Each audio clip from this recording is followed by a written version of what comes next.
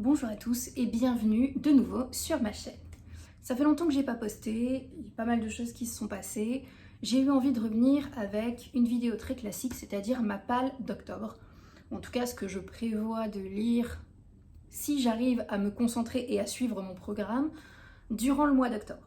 Alors, je commence pas avec le Pumpkin Autumn Challenge parce que j'ai eu quand même pas mal de choses qui se sont passées dernièrement dans ma vie qui m'ont pas mal remué et j'ai pas envie pour le moment de m'imposer de contraintes là-dessus. Donc ce que je fais, c'est que tous ces livres trouveront très probablement leur place dans le Pumpkin Autumn Challenge, mais en tout cas, j'ai pris ce que j'avais uniquement envie de lire ce mois-ci et ce que je me sentais d'attaque pour lire, et je compléterai en novembre avec le reste. Donc, vu que, comme je le disais, j'ai eu des semaines compliquées puisque mon chat est mort il y a peu, j'ai dû déménager et voilà, c'est pas la joie au niveau boulot, je n'ai envie de lire que des romans feel good et des romans de young adult ou fantastique un petit peu. Je n'ai pas du tout envie de lire de polar en ce moment. C'est la première fois que ça m'arrive, mais voilà, le polar est trop stressant, j'ai pas besoin de ça. Donc dans les livres que vous verrez dans ma palle, il y en a 12. Ce sont principalement des bouquins qui vont être très feel good, développement perso aussi, parce qu'il y a forcément pas mal de choses qui sont remuées, et également young adult. Alors j'ai essayé de pas trop mettre de pavés, mais en même temps, non, vous allez voir que c'est une connerie ce que je dis. J'ai essayé de pas mettre 50 pavés, mais j'ai quand même des pavés, parce que c'est l'automne, parce que j'attends avec impatience le premier week-end de pluie qu'il va y avoir. Je suis prête, je suis en stand-by. Pitié, donnez-moi une bonne raison de rester enfermée tout le week-end. Donc, on va commencer sans plus trop tarder, sinon cette vidéo va être ultra longue. Je veux commencer par lire, et j'ai commencé à lire ce matin The Midnight Library, avec un merveilleux accent anglais, de Matt Haig. Alors, je ne sais pas si vous connaissez cet auteur, je suis pas sûre qu'il y ait des choses traduites en français, mais ça fait peut-être 4-5 ans qu'il écrit, et il a sorti je ne sais pas combien de livres. Alors plutôt développement perso, plutôt sur voilà, son expérience en tant que dépressif, et voilà, des trucs un petit peu motivants pour sortir de sa dépression. Et donc on est dans une thématique extrêmement feel good, hein, voilà. Donc ce livre, tout le monde en parlait en bien. Et je l'ai commencé ce matin, j'ai été un petit peu surprise puisque dans les 20 premières pages, littéralement, que j'ai lues ce matin dans le métro à 8h, on parle d'une nana de 35 ans qui vient de perdre son chat, un boulot dans lequel les choses se passent pas bien, et décide de se foutre en l'air parce qu'elle est toute seule. Ouais. Donc exactement ce que j'avais besoin de lire et envie de lire en ce moment. Donc, en dehors de ça, en gros, elle décide d'essayer de se suicider et elle arrive dans une espèce de bibliothèque où elle trouve le livre des regrets, avec la liste de tous les regrets qu'elle a eus tout au long de sa vie. Donc elle est entre la vie et la mort, et voilà, toute la liste des regrets, et c'est à elle de choisir un regret ou plusieurs regrets, en tout cas au stade où j'en suis, on est sur le premier regret, pour tester une vie différente si elle n'avait pas fait cette action-là. Donc là, en l'occurrence, elle parle de sa dernière séparation et elle dit peut-être que je serais beaucoup mieux si j'étais restée avec ce mec-là. Et hop, elle se retrouve projetée dans cette vie-là. Et bon, vu la taille du livre, et forcément, j'imagine qu'elle va tester plusieurs vies et qu'il va y avoir une morale feel good à la fin. J'espère, parce que sinon j'ai réussi à me plomber le moral. Et on n'est officiellement pas encore en octobre au moment où je vous parle, puisqu'on est le 30 septembre. Donc voilà, mais je vais lire The Midnight Library. Donc je mets un petit peu de temps sur les livres en anglais, mais en même temps j'aime bien de temps en temps pour améliorer un petit peu ma fluidité. Deuxième bouquin donc de ma catégorie Feel Good, qui lui est réellement Feel Good, je l'espère. J'ai pris La petite boulangerie du bout du monde de Jenny Colgan. Alors je ne connaissais pas du tout cette autrice. Je suis tombée sur un bouquin quand j'étais en pleine dépression à cause de mon chat, qui avait l'air sympathique. C'était La charmante librairie des jours heureux, qui raconte, donc dans l'autre livre, qui raconte l'histoire d'une femme qui en a marre de son boulot et qui décide d'acheter un van tout pourri pour créer une petite librairie itinérante en Écosse. Donc ça m'a motivée à un point, j'étais à 2 doigts d'essayer de passer mon permis pour m'acheter un van. Je me suis calmée, je sais que je ferme les yeux quand je conduis. Mais voilà, j'ai eu envie de me prendre un autre livre de cette autrice, donc La petite boulangerie du bout du monde, qui raconte visiblement l'histoire d'une femme qui décide de quitter son quotidien pour aller racheter une toute petite boulangerie toute délabrée en Cornouailles et qui va se relancer pour suivre son rêve et avoir une vie beaucoup plus simple. Je pense que vous l'aurez compris, on est au bord du craquage nerveux. Dernier livre de cette catégorie un peu feel good, Il est grand temps de rallumer les étoiles de Virginie Grimaldi. Alors on me l'a conseillé, j'avoue que j'ai fait confiance à la personne qui me l'a conseillé, je n'ai pas lu de Virginie Grimaldi depuis un bout de temps. Si, j'en ai lu un dernièrement mais il m'a pas marqué. Elle m'a dit celui-ci il est très bien, il est très chouette. Donc quand je lis le résumé, Anna, 37 ans, croule sous le travail et les relances des huissiers. Sa vie défile, elle l'observe, blablabla. Le jour où elle apprend que ses filles vont mal, Anna prend une décision folle, elle les embarque pour un périple en camping-car, direction la Scandinavie. On est quand même dans un truc très thématique, hein. On est vraiment dans un truc plaquage de vie, enfin, littéral avec le premier et puis de vie professionnelle avec les seconds.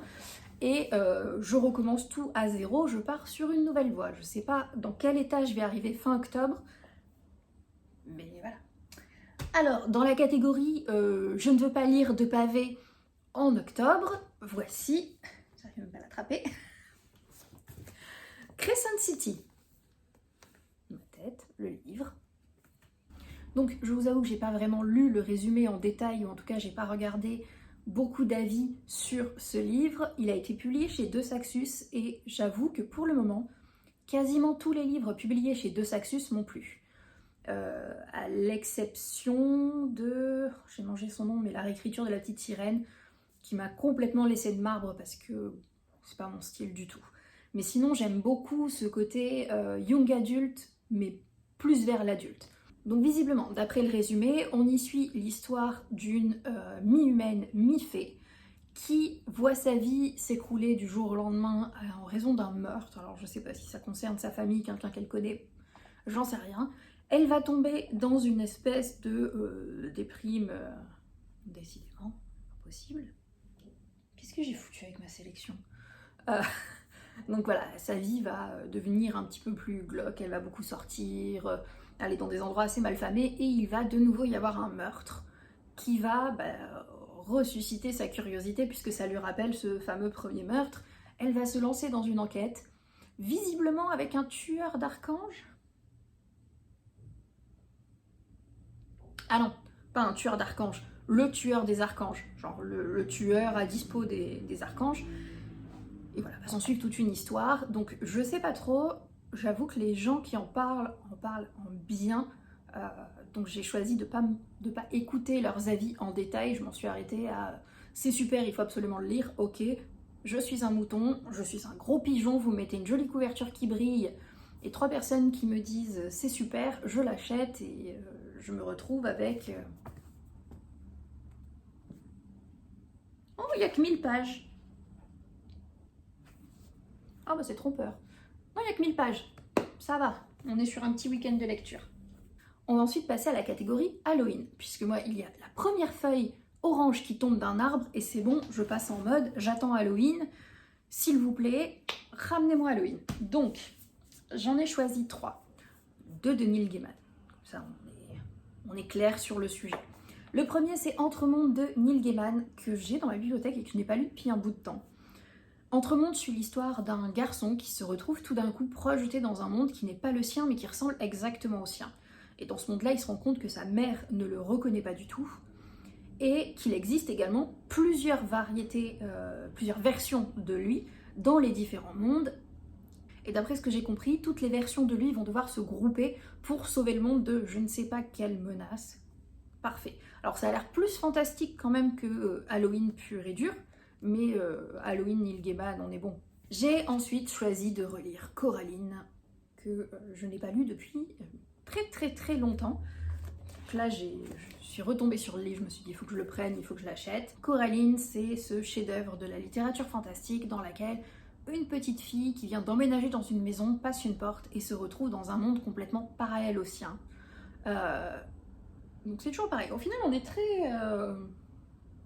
Je fais des choix de lecture sans réfléchir et c'est très semblable. Sauf que là, voilà, on se retrouve dans un truc un petit peu horrifique et un petit peu flippant. Et j'ai très envie de me replonger dans ce livre-là. Vraiment... Et ensuite, dans mes achats, un petit peu plaisir de ces derniers temps, parce que j'aimerais bien m'acheter toute la collection, en tout cas tous ceux qui sont sortis, mais c'est vrai que j'ai du mal à craquer sur des romans graphiques habituellement. Mais là, j'ai pris Les Contes Macabres, donc de Poe, mais retravaillé par Benjamin Lacombe, enfin, illustré par Benjamin Lacombe. Donc on est déjà sur un objet qui est magnifique. Et on est sur une qualité d'illustration de dingue, avec bien entendu donc tout le texte. Là on n'est pas sur du roman graphique, on est vraiment sur du roman illustré. On est sur le volume 1 des Contes Macabres et j'ai vu qu'il avait illustré aussi pas mal d'histoires et c'est vrai que j'aimerais bien, vu que là je vais avoir une grande bibliothèque sur tout ce mur là quand Ikea ne sera plus en pénurie, j'aimerais bien avoir plus de grands formats que je n'achetais pas jusqu'à présent puisque je n'avais pas du tout la place dans mon studio. Mais quand Ikea aura décidé de faire produire ailleurs qu'en Chine, on pourra avoir plus de bois, on pourra refaire des étagères et je pourrais avoir plus de livres. Catégorie développement perso, puisque ce que je disais, grosse période de transition et de chamboulement un petit peu dans tous les sens. J'ai envie de me poser et de retravailler un peu sur moi. Alors, j'ai choisi de relire, puisque je l'ai déjà lu il y a très longtemps, Wake Up, 4 principes fondamentaux pour arrêter de vivre sa vie à moitié endormie de Christine Levicki. Si vous cherchez un bouquin pour débuter avec le développement perso, mais un bouquin pertinent, je vous conseille fortement celui-là. Il existe en poche, il n'est pas très cher. Il est en français. Et c'est vraiment un mélange entre des concepts de développement perso et des exercices pour que vous puissiez les appliquer et pour que vous puissiez prendre du recul sur votre vie et pour, voilà, pour avancer et pour sortir aussi un petit peu de cet état, on va dire léthargique qu'on a par moment, ou en tout cas cet état un petit peu en mode bah, je fais ce qu'il faut que je fasse parce qu'on me dit qu'il faut que je le fasse. Je l'ai lu la première fois il y a peut-être 5 ans ou 6 ans, 5 ans je pense. À cette époque-là, j'étais encore freelance qui débutait, je galérais, c'était compliqué, j'arrivais pas à savoir ce vers quoi je me dirigeais. Et c'est vrai que ces exercices-là m'ont beaucoup aidé pour avancer. Ensuite, j'ai fait ma carrière de freelance. Bon, là, j'ai changé, je suis devenue, je suis entre autres salariée et voilà, j'ai bien avancé sur mes choix de carrière. Mais comme je sais qu'à l'époque, il m'avait bien aidé, que je l'ai recommandé à beaucoup de personnes qui l'ont lu et qui ont pu y trouver des choses positives, bah forcément, là, en ce moment, j'ai envie de le relire. J'ai également choisi de lire Radical Awakening du Dr Shefali, qui est une psychologue, et c'est un bouquin qui parle de renouveau après des traumas, de se réveiller, de reprendre le dessus sur soi. Alors là, par contre, on est beaucoup plus dans quelque chose de très spirituel et de très imagé. Autant sur le premier, on était dans quelque chose de pratique, vous avez des exercices, vous pouvez avancer. Là, j'ai l'impression qu'on est beaucoup plus sur du réveille-toi, mais voilà, inspire-toi, grandis, et ça me fait aussi du bien de lire ce genre de choses. Je sais que par contre ça plaît pas du tout à tout le monde. Autant le premier, je peux le recommander à n'importe qui, autant celui-ci, je pense pas. Mais si vous êtes intéressé par tout ce qui va être un peu spirituel, un peu... non, pas ésotérique, mais... voilà, spirituel de... développement perso, spiritualité, allez-y. Ça a l'air assez chouette. Enfin, je dis allez-y, mais je sais pas. Revenez fin octobre et je vous dirai ce que j'en ai pensé. Pour les deux suivants, on va un peu rester dans le spirituel, mais alors dans des trucs complètement différents. J'ai choisi de lire Sacred Success de Barbara Stani. Donc là, on parle également de manifestation, de spiritualité, etc. Mais on parle de thunes. En gros, là, on est en mode on devient millionnaire. On devient Beyoncé à peu près. Mais je trouve que c'est toujours hyper intéressant de réfléchir à tout ce qui est argent, sachant que forcément quand on a envie de changer un petit peu de vie ou de changer certaines choses sur soi, arrive très vite la question de l'argent. Donc là j'avoue que je ne sais pas plus que ça de quoi ça parle, mais j'ai vu que l'auteur avait écrit pas mal de livres sur les femmes et leur liberté financière, leur manière de gagner plus d'argent, etc. Je testerai, et toujours pareil, je vous dirai si c'est réellement intéressant ou pas. Celui-là, il est en anglais, le précédent est en anglais aussi, et le premier était en français. C'est rare les bouquins de développement perso qui parlent d'argent et qui sont en français. J'espère en écrire un jour. Et également en français, par contre, là pour le coup, j'ai choisi La puissance du féminin de Camille Sfez. Je sais pas pourquoi, je trouve que l'automne c'est très bien pour tout ce type de trucs qui parlent de soi, de renouveau, de féminité, de un peu sacré, mystérieux, etc. J'avoue que j'en sais pas plus que ça, mais je cherchais un bouquin en français, parce que j'en ai marre aussi de lire des bouquins en anglais tout le temps, sur la féminité, sur le pouvoir du féminin. Je sais qu'il y a pas mal de choses qui existent autour de ça, mais je m'y connais pas. Concrètement, je m'y connais pas du tout. Donc j'ai vu celui-ci, en français, avec une couverture avec une espèce de typo arc-en-ciel, et si vous me connaissez, vous savez à quel point j'aime les arcs-en-ciel. Je me suis dit, on va tester. Et peut-être que ça va être très bien. Cheminer avec une sexualité sacrée, c'est mignon, mais il faut quelqu'un pour ça. Renouer avec sa nature cyclique, ça on peut le faire. Oula, bon, ça va être tout un programme, je sens ce truc-là. Et donc dans la catégorie pas de pavé, j'ai choisi le premier tome de La Cité de Laiton chez De Saxus, parce que toujours pareil, regardez-moi cette beauté de couverture. Et encore, là j'ai le film de protection du grand format. Je ne sais pas exactement de quoi ça parle, donc je vais regarder le résumé. Je sais que c'est du young adulte qui va plutôt se passer dans un univers assez oriental, et je trouve qu'il y en a trop peu, ou en tout cas que j'en lis trop peu. Donc on y suit une petite arnaqueuse qui fait des lectures de la main, de la guérison, enfin ce genre de choses au Caire, au XVIIIe siècle.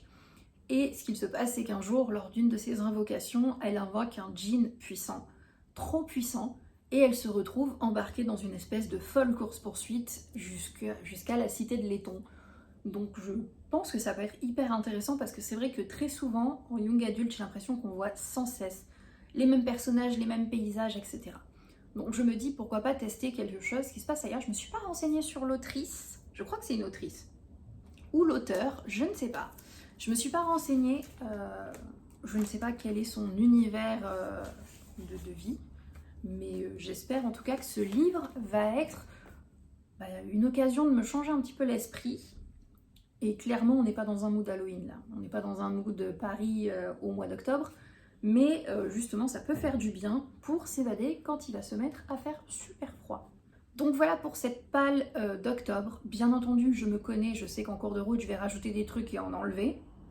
Ça, c'est sûr et certain. Maintenant, ce que je vais essayer de faire, c'est tous les 15 jours de faire des retours sur mes lectures plutôt que de faire à chaque fois une fois par mois, parce que sinon je me retrouve avec 150 livres dont il faut que je vous parle. Donc là, on se revoit dans 15 jours pour faire un premier point. Et n'hésitez pas à me dire si vous avez des bouquins un petit peu feel good ou des bouquins complètement Halloween qui rentrent un petit peu dans mes thématiques, en tout cas dans mes envies du moment. N'hésitez pas à me les laisser en commentaire, parce que je pense que je vais en racheter d'autres ou repasser en librairie très prochainement. À bientôt!